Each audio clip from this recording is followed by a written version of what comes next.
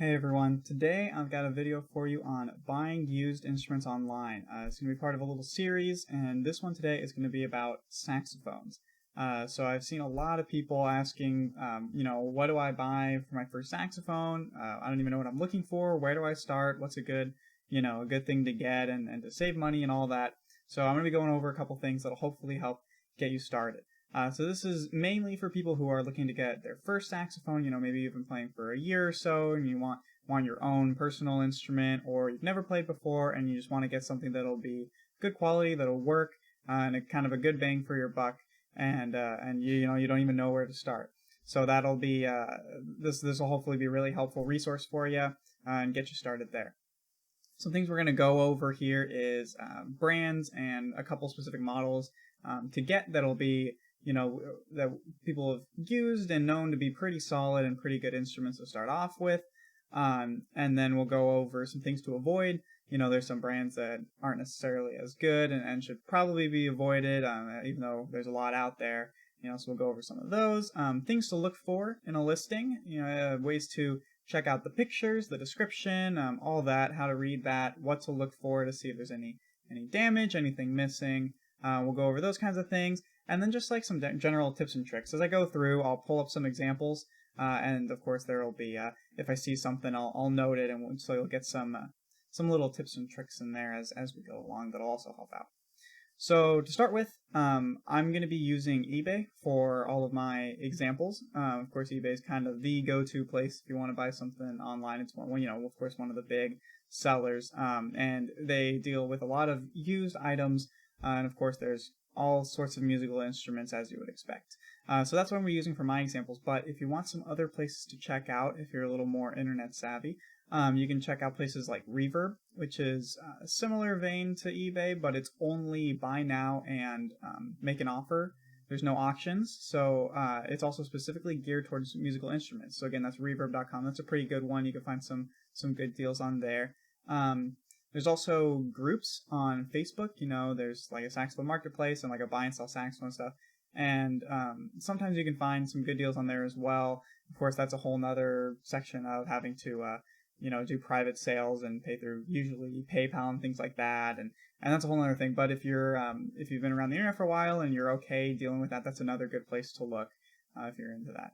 And then of course, local listings, which again is very different than just straight up buying it online. But if you've bought things locally before, from say Craigslist or OfferUp or Letgo or something, and you know how to stay safe and you know what you're looking for, that could be another place to look, and you can apply some of these tips on viewing the listing and things like that and checking out the instrument. You can apply those to local listings as well. Of course, just be safe if you're going out there and doing that. So again, I'll be using eBay for my examples, and let's jump right into it with, first of all, some brands to avoid.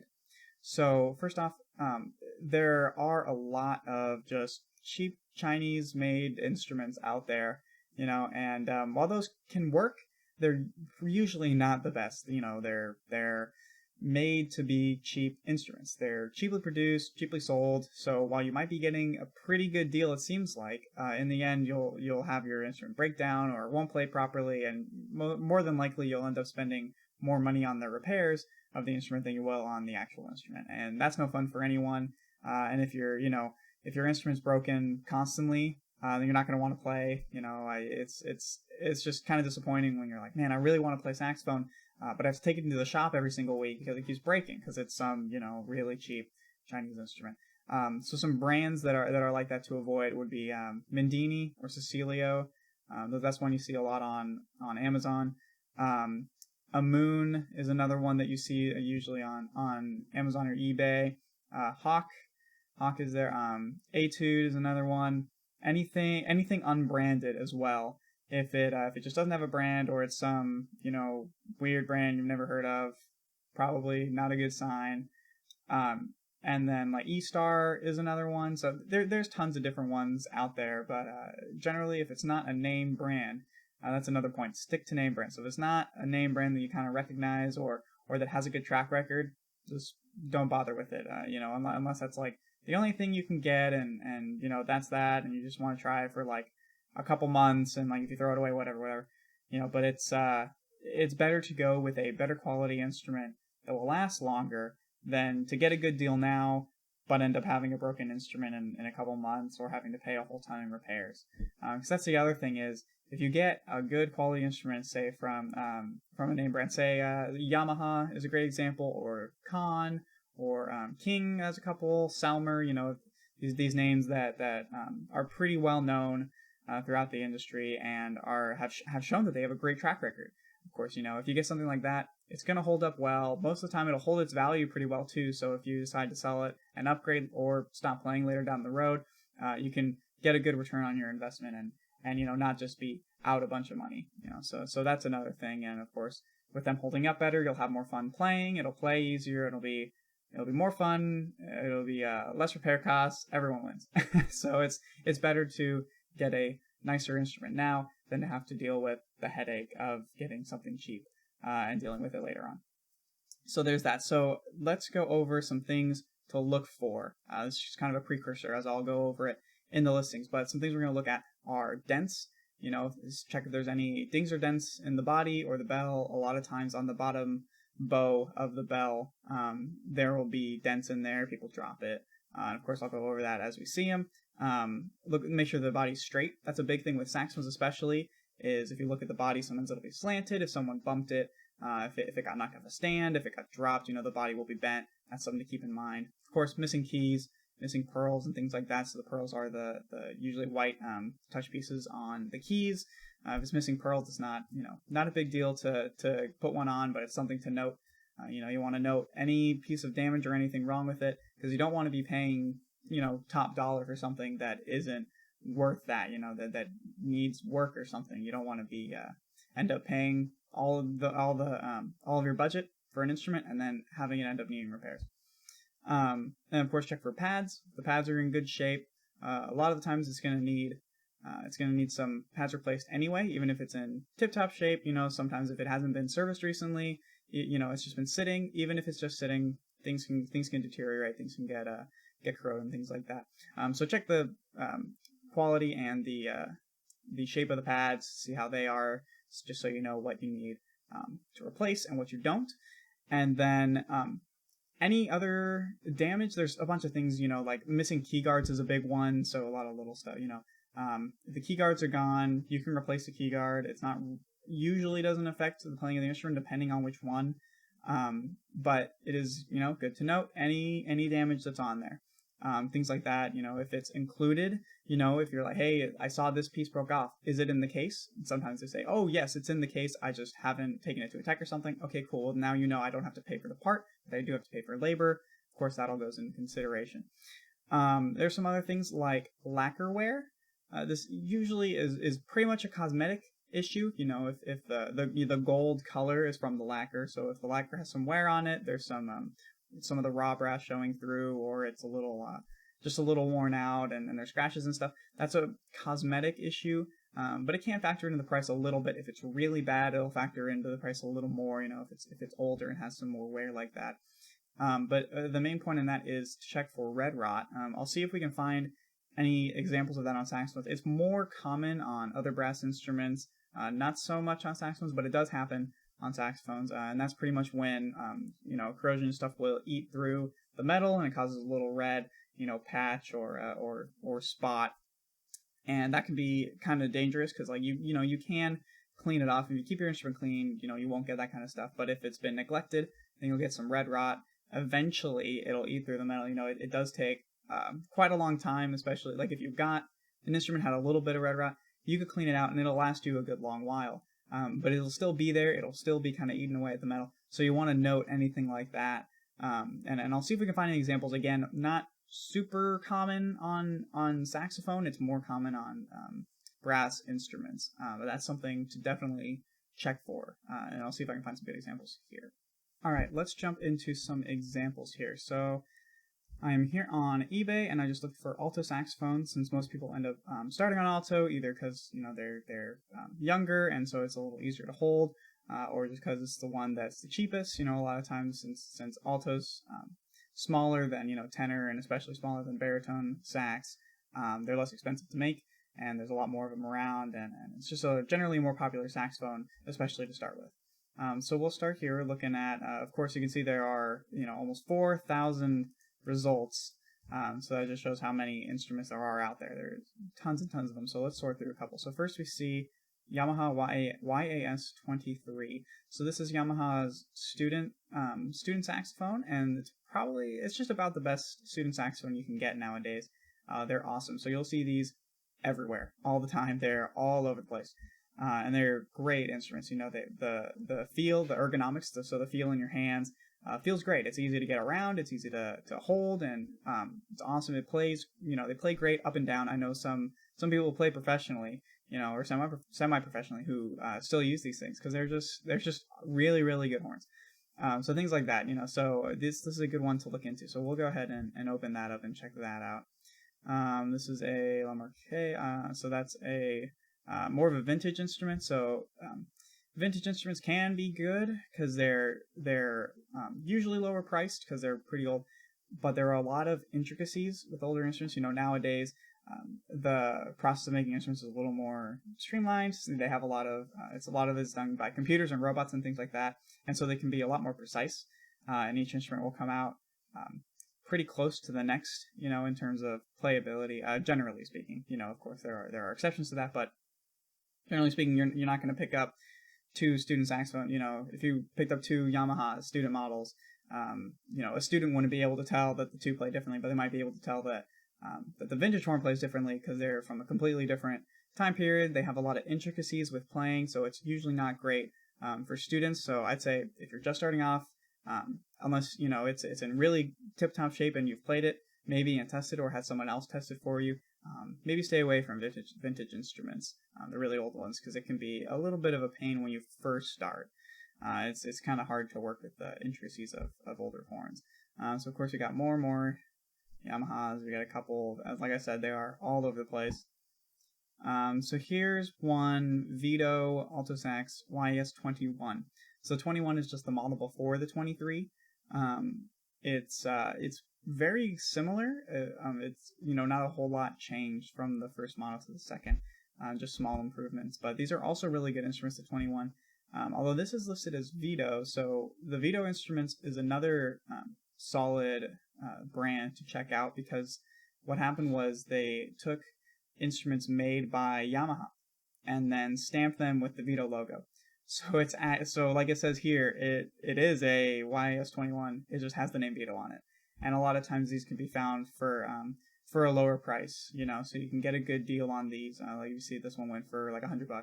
So if this was in good shape, that's a pretty good deal, and it's a Yamaha, which is awesome. So you can pretty much get a Yamaha for a bit of a lower price and get a good deal. I'd say that Vito is the best bang for your buck, but make sure that it says made in Japan. So on the back of the saxophone where the serial number is, it'll say where it was made. And if it says Japan, that means it was made by Yamaha. If it says like Taiwan, that was made by like Jupiter, and those aren't as nice. But if you find a Vito made in Japan, those are Yamahas, straight up. They're awesome. So that's another one to check out. Let's see what else we can find. Here's an Armstrong. Okay, Armstrong is pretty good. We'll take a look at that just to give us some variety. So Armstrong is another pretty decent manufacturer. I'd say they're solidly in the middle. Their instruments play pretty well, but maybe don't hold up quite as well as Yamaha's over time. So we got some more Yamahas, of course. Let's see if we can find something a little different. So Noble. These are another vintage horn, so they're all right, but again, vintage horn's a little more finicky than some modern student instruments. So this is another Vito, but this one looks like it's made by Jupiter, or KMS is the brand that owns Jupiter. So here's one new professional band E-flat alto sax. So this is one that you might want to avoid. You can see it's kind of a stock photo and everything, but it's got this like white gloves. That's kind of a joke around the parts is if it's got white gloves, avoid it. It's they put them in all the cheap Chinese instruments. I don't know why. Nobody uses them. Nobody needs them. But if it has white gloves in it, probably best to avoid it. So of course this is just unbranded. It's just going to be a cheaply made instrument that might serve well for a small while and then break down, and it's going to be more hassle in the end. So another Vespro, that's another just cheap instrument. Vito made by Yamaha, so this is another one. We'll take a look at that and see what's up. Selmer, of course, Selmer makes great instruments. The Omega series is pretty good. I had one of those a while ago, played great. So that could be another one to look into. Okay, so let me just see a lot more Yamahas and a King. King also made some pretty good student instruments. But let's go ahead and see what we got on the listings here. Jump into one. Alright, so here, check out the listing title first. So we got Yamaha YS23, alto sax, made in Japan, with case and extras. How nice. Then you check the price, you can, whatever fits in your budget. So generally the 23s, I'd say go between 3 to 500 or so. If it's in tip-top shape, you can get 500, maybe 6. If it's in really, really good condition.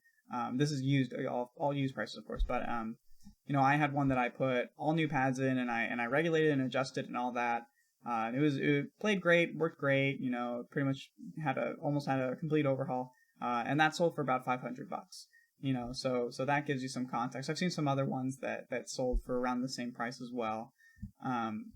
So that's about the price. If it needs some work, it might be around 200 to 300, and of course, then if you pay less for the instrument but it needs work, then maybe it'll balance out in the end. If your budget's 300 but you get the instrument for 200, needs $100 worth of repairs, well, there you go. You still got a good instrument for 300, even though it didn't work right off the bat. So those are the kind of things to keep in mind. Keep some money off to the side when you're looking to buy an instrument. Pretty much any used instrument. Keep cash off to the side to be able to take it to your tech to at least have it looked over. So let's check out the pictures next. Okay, so we've got a picture of the whole thing in the case. Nothing too crazy popping out here. Looks like all the pieces are there. There's no missing, this key guard's here. I don't see anything wrong with it. All the pearls, all these keys look like they're where they're supposed to be. Yeah, nothing too crazy. The neck's in there. It's supposed to be in this little side area cut out there, but that's okay as long as it's included. You can see there's an end plug, so that just goes here in the top of the sax to keep it from moving back and forth too much and damaging some stuff that's up there. And then some extra stuff, cork grease, some used reed holders, which could probably be thrown out, and then a simple little neck strap. Okay, so here's the case. So this is the original Yamaha case. As you can see, it's kind of got this this brown like fake leather kind of thing on it. These are pretty nice. They hold up really well, and sometimes the leather, it like kind of gets scratched here, or it'll get scuffed up or some holes in it. But the instrument case itself, it works really well, and they're wood and everything, so they're pretty sturdy. All right, so here's the bottom half of the sax. So you can see bottom guard there is okay. Keys all look good. It has all the pearls.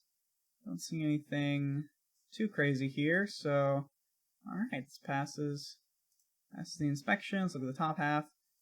So we got the neck screw in there. That's good. Sometimes those will come out or be broken off inside the receiver there.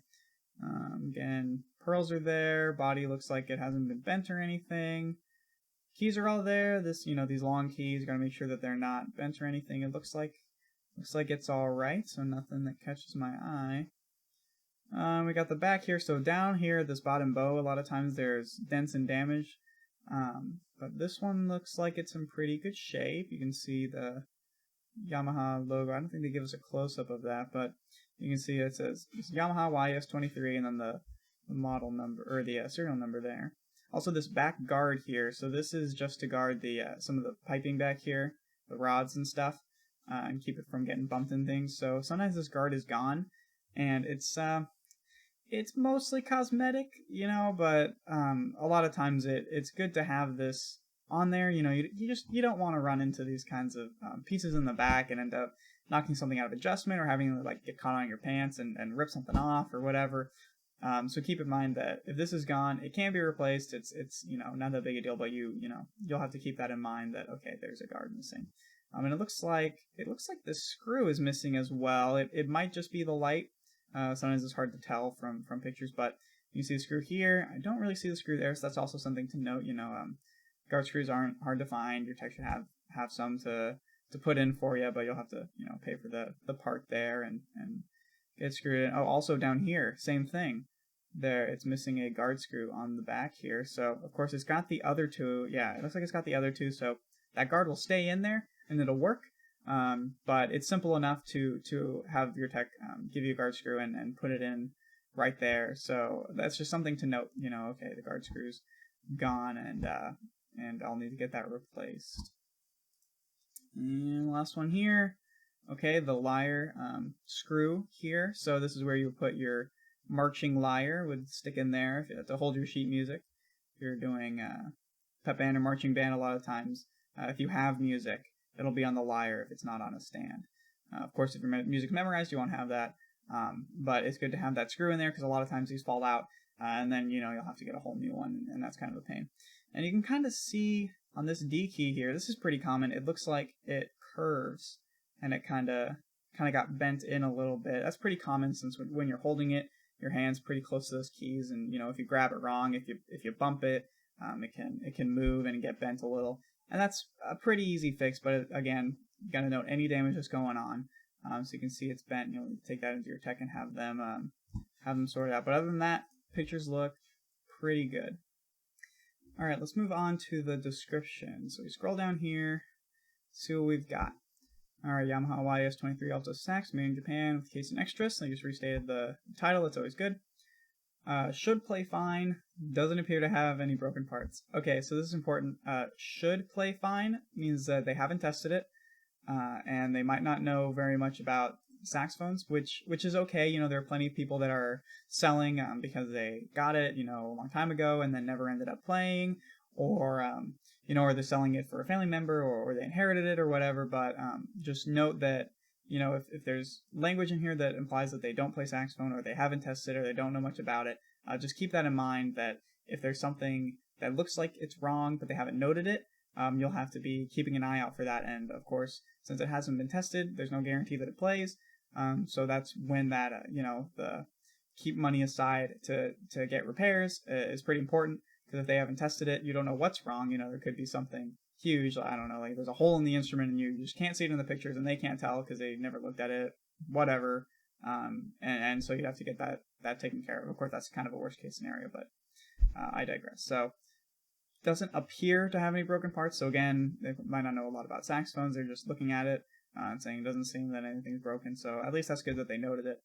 Lots of marks and scuffs. See photos. Okay, yeah, we saw it's a little bit of wear, not too bad. Comes with a strap, cork grease, and piece, and all that. So I mean, that's good, but not super useful for just we're just looking at the instrument. And having a strap is nice, but you might want to we saw that one. It's just kind of it's really just a strap. It's just a piece of cloth and stuff. And so a lot of times it's better to get something a little nicer that'll pad on your neck. The Neotech ones are my favorite because they're just nice and cushiony. They have the neoprene on them, and it's a lot more comfy to play than something that's just a straight up strap that'll kind of dig into your neck. Anyway, but cork grease, I mean, that's good. The M piece, that's good. Although it should be plugged into the end so that hopefully when they ship it, maybe they put it in there and keep it from having the sax rattle around. It's got a mouthpiece cover, but no mouthpiece. Which they do note here, requires a mouthpiece and reeds. Of course, you're going to want to get your own reeds. If you don't want to use someone else's used reeds, they get spit on them and everything. That's gross. But a mouthpiece can be cleaned, of course. So you could use the one in there, but this one does not come with one. That does bring up a good point though. So if you're looking to buy a used instrument, I'd recommend getting a new mouthpiece, especially nowadays with everything going on, sanitization and all that. But usually these instruments come with pretty cheap mouthpieces, unless it's one, of course, from a good brand like a Rico or they make some pretty good student mouthpieces, or like the Yamaha student pieces are great, and they're not too expensive. But otherwise, they're sometimes like unbranded, or they're just branded as like Woodwind Shop something, something generic. You'd probably want to replace those since they're really not the best. It can be they can be kind of frustrating when you're trying to play and nothing's working, and it's all because of your mouthpiece that just happens to be really bad, and it can make it a lot more difficult to play and to have fun. So honestly, if you can get a little bit of a nicer mouthpiece, those Yamaha mouthpieces like the 4C, 5C, they have them for saxophone, clarinet, and all that. those are great. They're great options, good entry-level mouthpieces that work great. You don't have to worry about it, and they're not too expensive. And like 20, 30 bucks or so, maybe a little less. So that would be something to look into and to note as well. Keep a couple bucks just to make sure you can get your own mouthpiece. Alrighty, so let's see what else we got here. Alright, so here's this Armstrong quality. Good, I'm glad it's quality. Armstrong Alto Sax with a case. Okay, so that's good, not telling us too much, but let's pull up the pictures. Okay. So right off the bat, what I noticed is that it's missing a key pearl right there on the C key. So that may need to be replaced. The other ones look kind of weird, but it might just be the light. But they're in there. They should be fine. But it looks like it is missing one. These ones down here look okay though. So we got the neck here. The cork looks like it was just replaced. It's really bright. It might just be the light. Let's see. That could be a little ding in the neck, but I'm gonna bet that that's a shadow. That's kind of the hard part about seeing these pictures is, sometimes you can't tell what's what in pictures. Oh, and this one does have a high F sharp. So if you note on the other Yamahas, they didn't have this key. It's just one extra note. It's not necessarily needed, especially if you're just starting off. It's definitely not necessary. These are kind of more of a modern invention, having the high F sharp. So it's just one extra note on the top. You can play it in other ways. This key just makes it slightly easier. But unless you're playing really, really high stuff all the time and like crazy altissimo ranges, it can be useful. But other than that, just note if there are saxophones missing this second key here, it's not necessary. It's just kind of a nice to have. But if you're just starting off, you won't need it. And even if you're advanced a little bit, you can get away without it. It's definitely not a necessity, but just something I wanted to note. So now we see it in the case. This looks like the original case. The Armstrongs had this kind of red velvet lining inside. Okay, so this is a red flag. You can see there's some tape around the neck, which means that it probably doesn't fit into the receiver properly. So that's something to note, that you may need to get that fixed. If you take the tape off and the neck light doesn't work, you're going to need to get it fitted in, and there might be some other damage causing that, so that might be worth it to ask. Of course, ask questions. If you have any doubts, always ask the seller. Maybe they say, oh yeah, that was just there to protect it for something. Who knows? But most of the time that looks like masking tape, and that'll be used to make sure that it doesn't move around when it's in there. So that one might be something to note, that you're going to have to end up getting that fixed. But the cork does look kind of new. Of course, you can ask about that as well. Because if it's worn out, you're going to need to get it replaced, and then that's a couple more dollars. And here we can see a better view of that key pearl that's definitely missing. Everything else looks pretty good. The body looks straight. All the keys look like they're where they're supposed to be. Don't see anything too crazy yet. Let's see what else we got. Okay, so here's the top. Again, some key pearl. All these rods look pretty straight though. This G key looks like it might have a slight bend in it. That's pretty common because it's such a long key. It's more likely to get a little bent. But again, might just be the angle. Sometimes it's hard to tell. So if you're wondering about that, you can always ask them. But if it still works, it's not usually huge if it has a little bit of a bend in it. Of course, you'd like to avoid that if possible.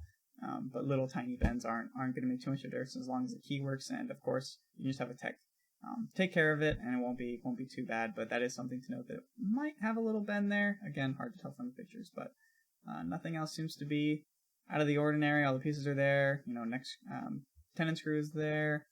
Let's see what else. So here's the bottom half. Okay, we got key pearls. We got the keys here. These side keys often get bent as well. Usually it's this lower. This is for the low B flat, side B flat. A lot of times that one gets bent. So this is something to keep in mind. See if they're kind of in line. They should be pretty much level with each other. It's not always perfect, but as long as they're pretty close, and they should be kind of on the same plane. If they're bent sideways or up and down, that's something that you'll need to get fixed so that it all works properly. But these ones look like they're nice and in line. These two keys, so E flat on the top and C on the bottom, these sometimes get mashed together or bent down. If you're pushing really hard on this key, sometimes it can bend downwards. And these look like they're nice and in line with each other, nothing crazy there. Key guards here. It does look like this E flat key guard is gone though. We'll see if we come across that in any other pictures. Got the Armstrong logo there. And the upper half of the instrument, so we can see these keys are present, and you can kind of get a picture of the pads here. These look pretty good, so they're supposed to be this kind of, maybe it's a kind of a brown, either lighter brown or this little bit of a darker sort of orange color. But these look to be pretty good. And sometimes you can see there's like green corrosion or something in there, or if they're like blackened, that's a sign that they're going to need to be replaced. But these look like they're in decent condition. So you might be able to get away with that. The keys look like they're pretty good. Haven't been bent too much or anything. Octave mechanism. It is missing the lyre screw here though. So again, something to note. You want to have that so you can secure your lyre in there. The lyre will stay. Just by gravity pushing it down. It'll stay there. It won't really fall out. But sometimes it swings back and forth and it can kind of click around and stuff. So it's good to have that screw in there so that it's not just freely moving around inside that little holder there. Okay, so we got the bottom half of the sax. Key guards there, good. This brace looks pretty good. Sometimes these can be punched into the body. If the bell gets hit or if the back gets hit, it'll get dented in. So that's something to look out for as well. But it looks like this is all good. Everything, no dents. Doesn't look like there's too much damage. Some lacquer wear and everything, but again, mostly cosmetic. Those kinds of scratches and stuff. Everything else looks like it's in pretty good shape. But we can see if you look down at the bottom there, the key guard on the E flat key is gone. So that's something important to note because you're going to need to get that replaced. And for something like an Armstrong, they're not made anymore. So especially this model, so you might not be able to find the exact key guard that fits. But any kind of key guard will work if you can kind of jerry rig it up to fit the mold, and as long as there is a guard on there, it'll help because the E flat key goes up. So when you press it and the key goes up, it hits on the guard to make sure that it doesn't just freely go like all the way out, into the stratosphere.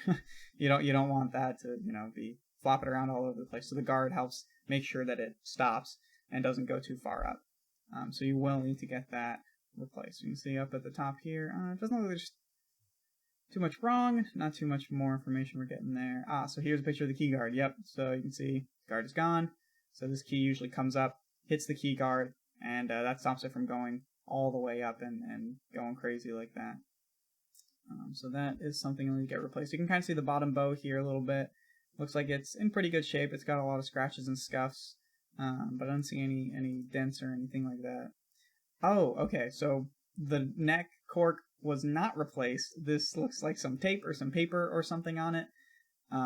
Although there's no tape on the bottom of the neck this time, so that's interesting. Maybe they took it off after they had taken those other pictures, but anyway, so this is obviously a bad sign. You don't want this. If it has stuff on the neck cork, that means it probably needs to be replaced, so you're going to need to get that replaced, factor that into your cost. That's something you need to do. But other than that, pictures look pretty good.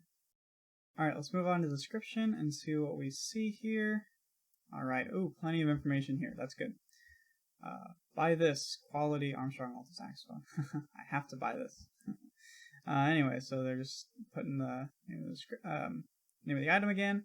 Original neck needs cork, so that's good. They did note that it will need cork. A lot of times, you'll see something in the picture and then they won't note it in the description, but it's really good if they note any damages in the description. Obviously, you want to note all damages in the description, but this is a good sign. Okay, original neck needs cork. Good to know. Serial number, it's not super useful for us. Lacquer has some wear and light scratches. See the pictures, okay. Nice leather pads. They look newer. Only one pad looks dirty.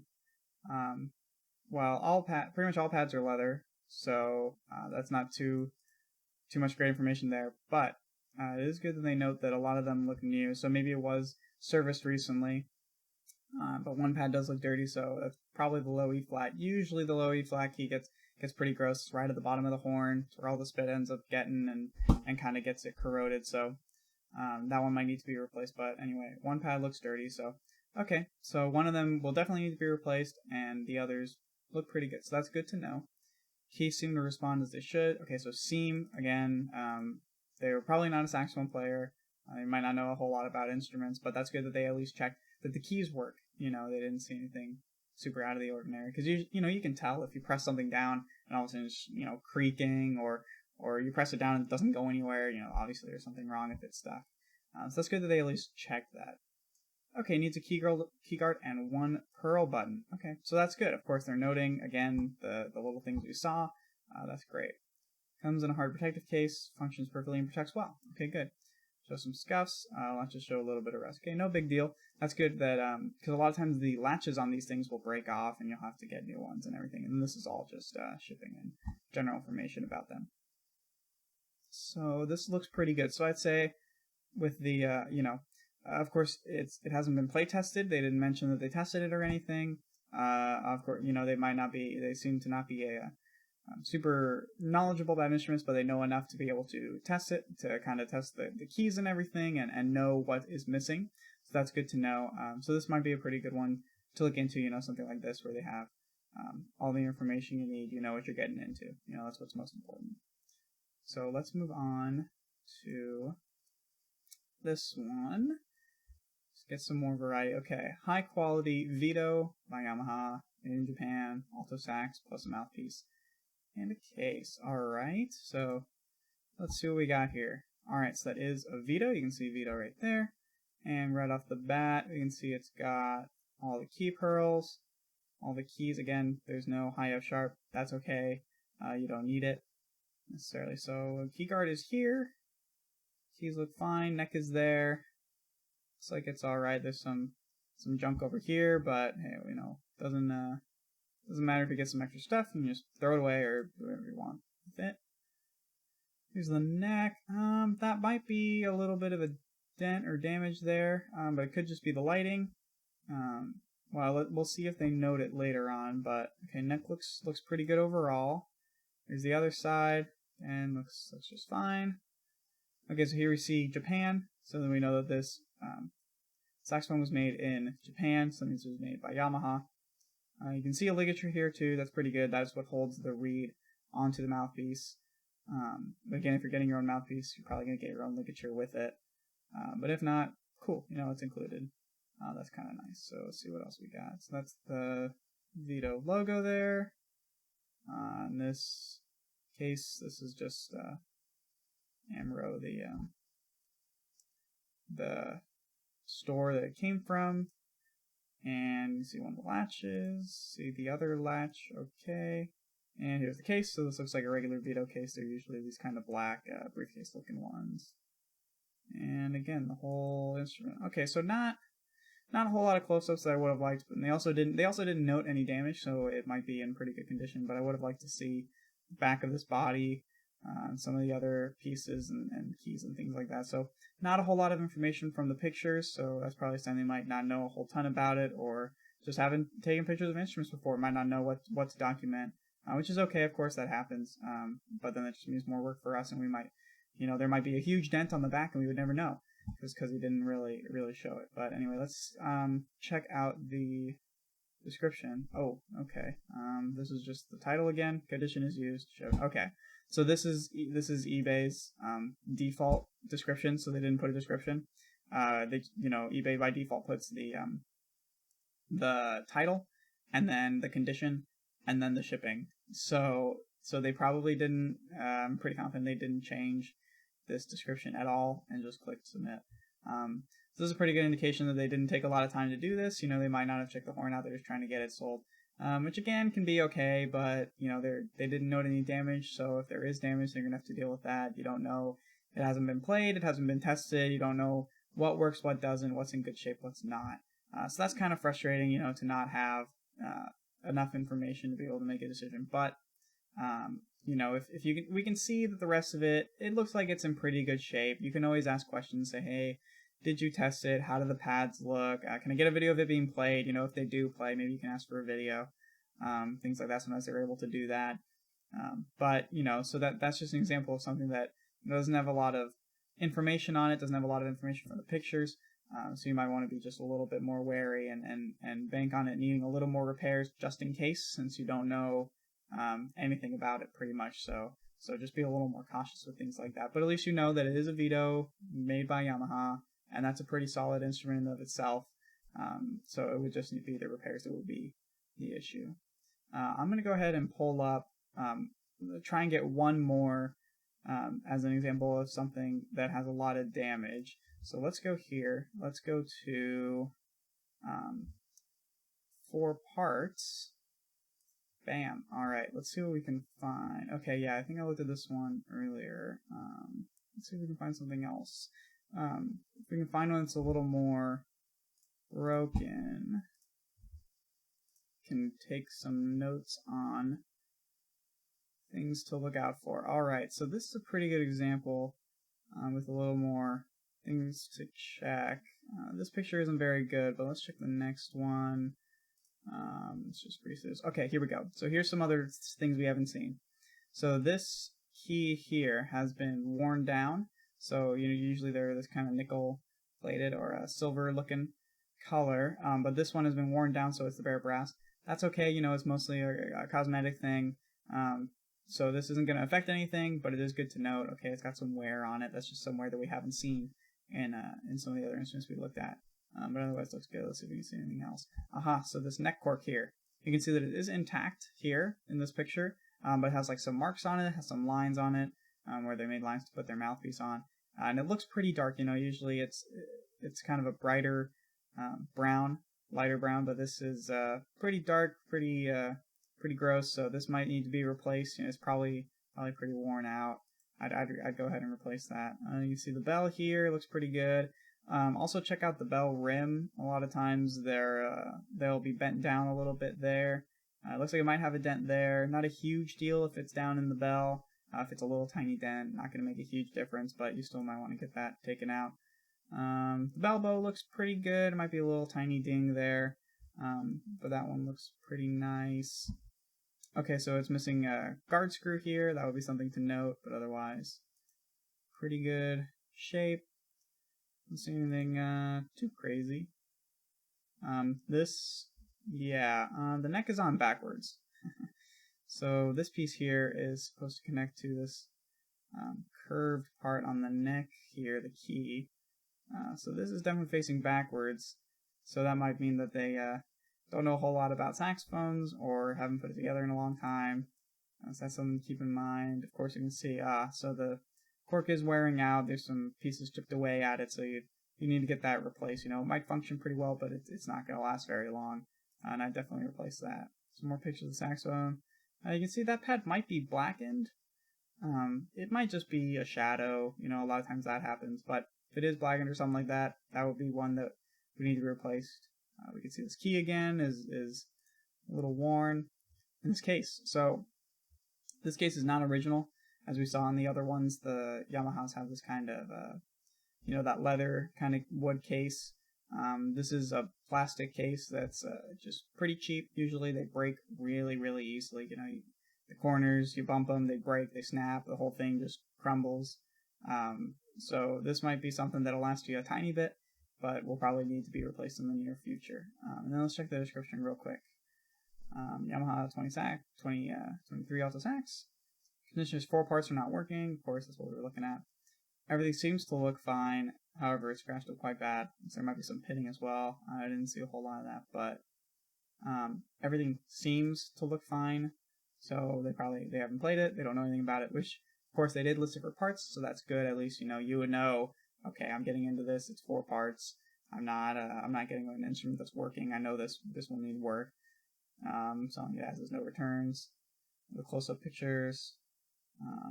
The case has a broken corner. Okay, not pictured, but the case has a broken corner, but will be included for shipping protection. So that's good. At least they know that it's got some damage, but they'll at least put it in there to keep the sax from just rattling around in a box or something. Give it a little bit more protection. So that's good.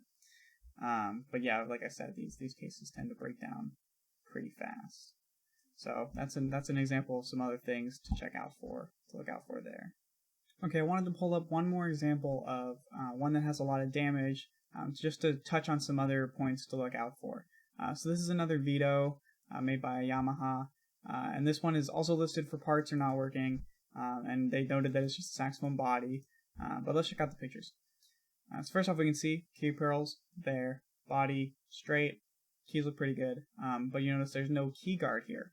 So that guard's missing, and there's also this little bit of silver here. That's where something broke off. I assume it's probably this piece here, yeah, because that holds the key guard on. So it looks like this piece broke off, so you need to get that put on, get a whole key guard put on, and that can be kind of a pain. So that'd be something to look out for if this key guard's here. And sometimes you saw that some of them are different, where they cover these two keys and then the C key separately. And some of the Yamahas and Vitas have one big piece, but it all serves the same purpose. But anyway, there's no key guard here, so that's good to note. Oh, and you can see, here's what I was talking about. I mentioned it briefly, of the bell flare being damaged. So you can see that it's not perfectly straight. There's a little bit of a lip down here. So it's probably bumped or bent or something. So that's some damage that won't really affect playability. It's not going to make that big of a difference. But it is good to get it fixed. It's not a necessarily difficult fix if it's just a little bit of a bend. But that is something that you would need to keep in mind. You see that a lot on the bell flares here. They're not perfectly flat.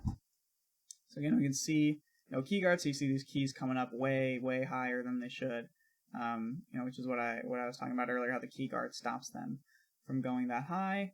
But I don't see anything else too bad on here. It looks like the neck screw is gone, so that would be something to note, that you need to get that replaced.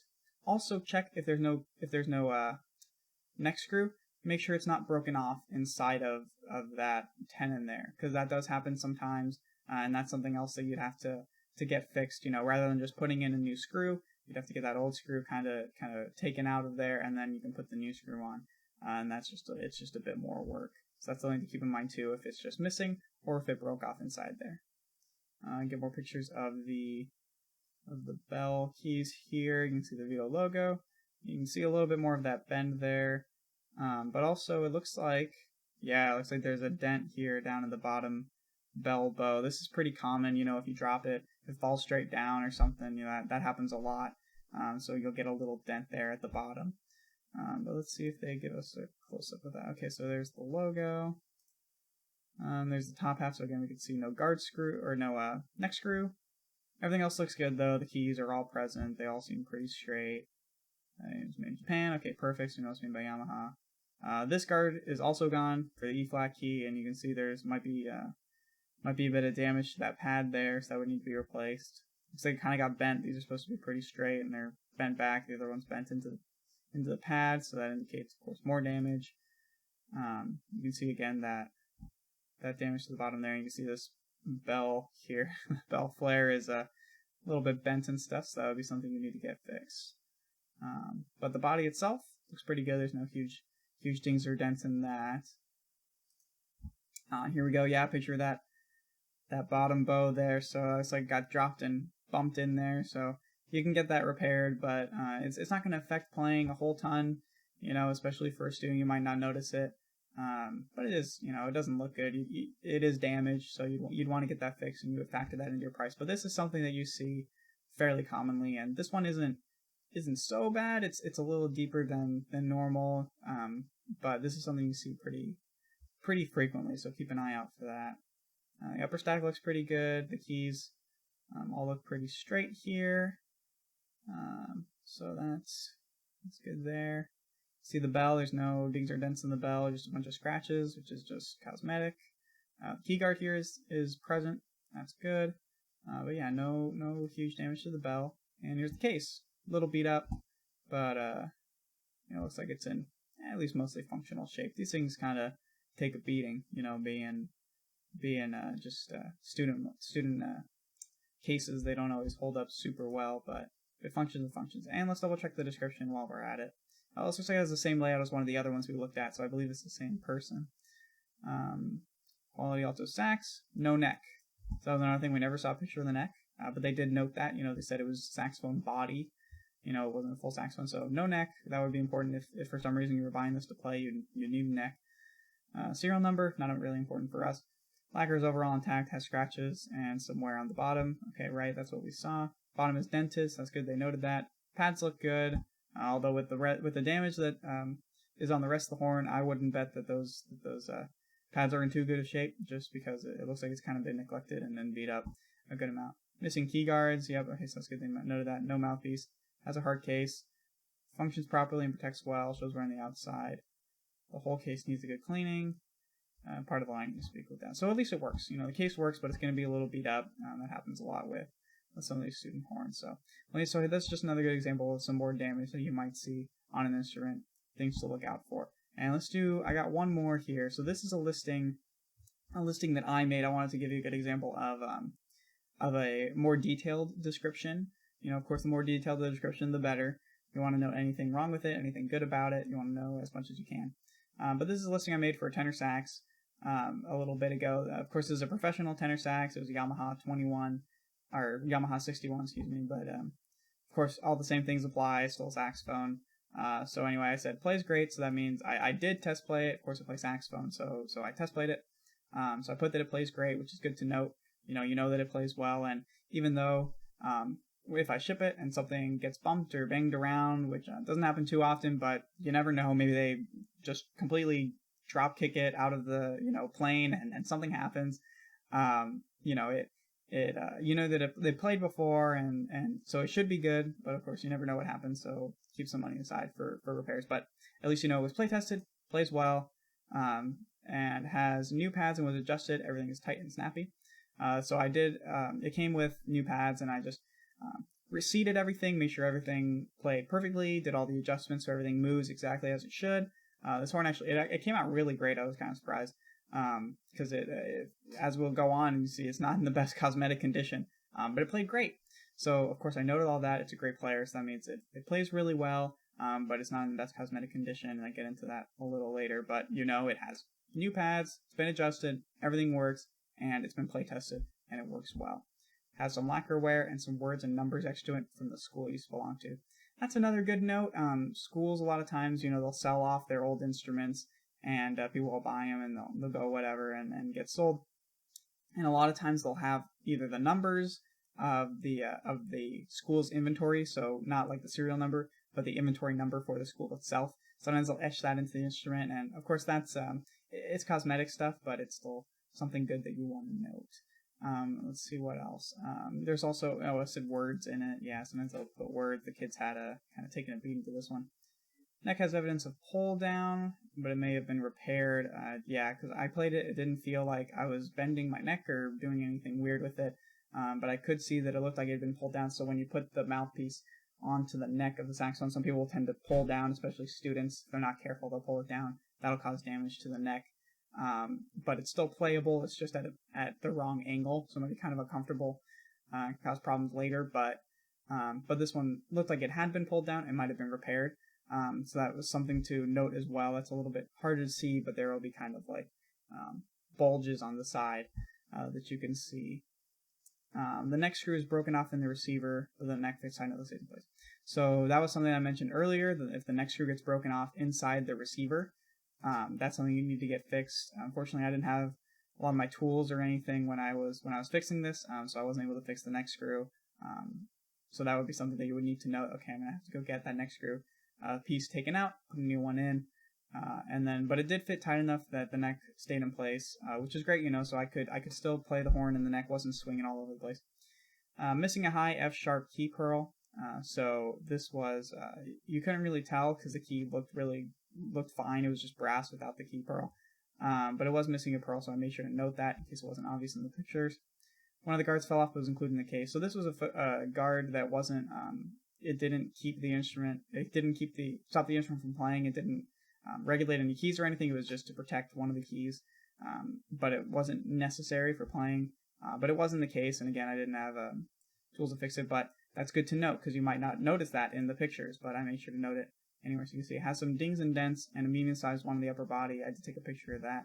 I'll look at the pictures in a second to go over all this that I listed, but it has some dings and dents and wasn't a big deal, but I did note that there was one pretty good sized one in the upper body.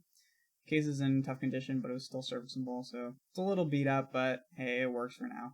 And then buyer pays shipping. So let's check out the pictures now that you have an idea what the horn looked like. So I took a picture of the whole saxophone in the case, so you can see the neck there, see the saxophone here, everything's good. The upper stack, so you can see there's no neck screw, that's where it had broken off inside of the receiver there, but all the keys, all the pearls looked good. Of course, I cleaned it up a little, the pictures. and then you can see there was some wear, some lacquer wear here, some of this discoloration, so that can be cleaned off. Again, I haven't gotten to it. Here's the neck. And the body here, it's all nice and straight. I think I took a picture of the dent later on. Here's the other side. And here you can see this, actually, I think it's a little closer up. Here we go.